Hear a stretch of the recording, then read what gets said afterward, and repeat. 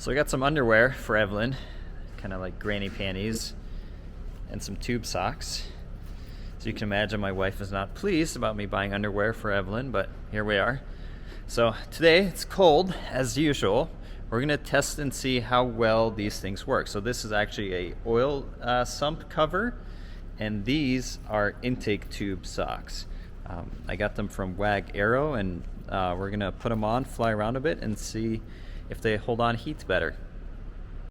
So if you haven't watched any of the other cold weather videos, check those out. But to give you a quick review, this is the setup I have right now. We've got some blankets, heaters plugged in to a thermostat in here. This is removable in case people are worried. It's nice and warm in here. It's 75 degrees. We'll grab the thermal cam right now. But if you look down here, the oil tank's in there, and then we have intake tubes down here. So let's look at the heat distribution in here. See, that front cylinder is warmer than the back cylinder because our heat duct down here is kind of aimed forward. The oil pan's very hot because there's an electric pad heater on there, so that's to be expected. There we can see our intake tube, and that front intake tube specifically is actually quite warm. That's up here. Again, that air is channeled forward to hit that. The back intake tube here, a little bit colder, but still nice and warm. So we're gonna put socks around those. The oil pan, which is that glowing object down there, that's gonna have the granny panties around it. So that's up there. I'm hoping I can put this on without having to take cowling off. So there's some snap clips on top. There's a hole for the drain here, and then the sides are closed. So we're gonna see if we can slip this on and clip it on in there. All right, the granny panties are on. So you can see they just snap on there. It's a little hard getting it around the back side, but luckily I didn't have to take the cowling off. So wraps around here, and then you can see in the front, wraps around the other side. So go look at the other side.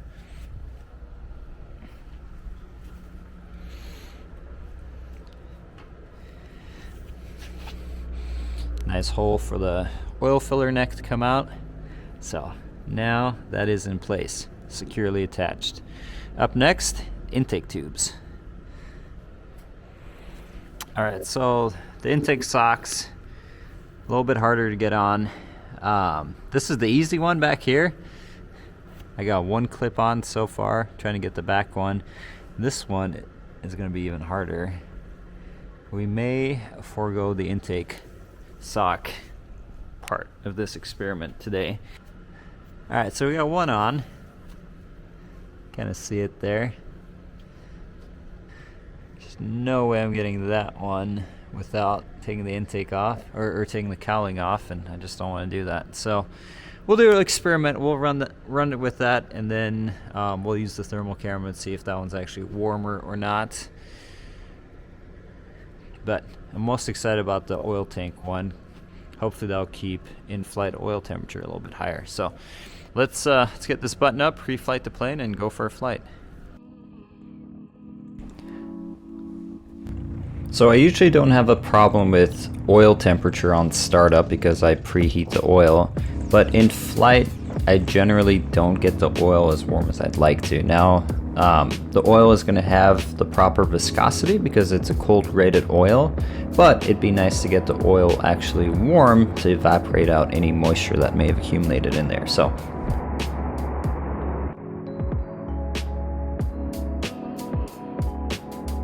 went for a quick little flight, flew to Greencastle to get some fuel.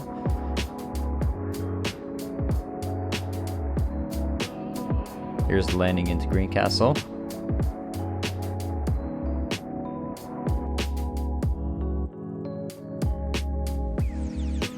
Now you want to always waggle around a little bit after you make a turn, just to make sure your tail wheel's locked in. So that's what's going on here. And as windy as it was actually quite gusty. You can see the takeoff row is very, very short for a Luscombe.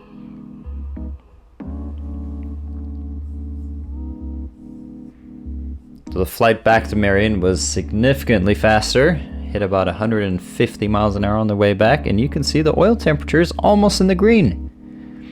Although I don't have an objective before and after, I can tell you that normally it's not in the green with these kinds of temperatures. So coming back, gusty approach, doing a wheel landing to keep my speed up, and we just kissed the runway there. But you can see the left wheel lifted up because of the slight crosswind component there. So back to the hangar, and let's see what the temperatures look like. So this is putting away the airplane, and see the front cylinder is a little bit colder because of all the airflow, and that's to be expected. Back cylinder, always a little warmer. Crankcase nice and warm, so no issues there. You can see that as we go to the front of the crankcase, it gets colder. Obviously there's more airflow there. Here are the intake tubes. This is the one with the sock on. You can see the bluer part is where the sock is. Here's the one in the front that doesn't have a sock. It doesn't look like it would get that much more airflow actually. But the interesting thing to note is that the elbow where the tube goes into the cylinder head is nice and warm. So that's definitely sending heat back down. Here's the oil pan. We got the cover on it, which you can see is colder. From the other side, we can see same pattern, front cylinder head is colder.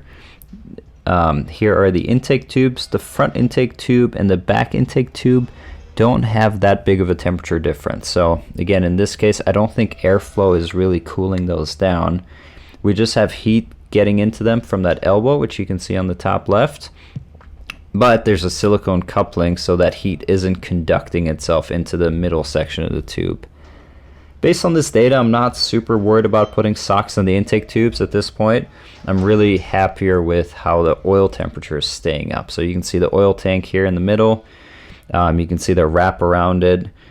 You know, if it keeps air from hitting it, and I don't think it's really insulating that much. I think it's just keeping air from hitting that aluminum tank right away, or steel tank, whatever it's made of. So helps keep a little bit of heat in there. So I'm happy with that. It'd be a lot of work to put the other intake socks on, so I'm good for now. If you haven't already, check out some of the other cold weather flying videos I have. Documents my challenge on flying this tiny little plane on 0° Fahrenheit days. And also make sure to subscribe. Thanks so much for watching. We'll see you at the next video.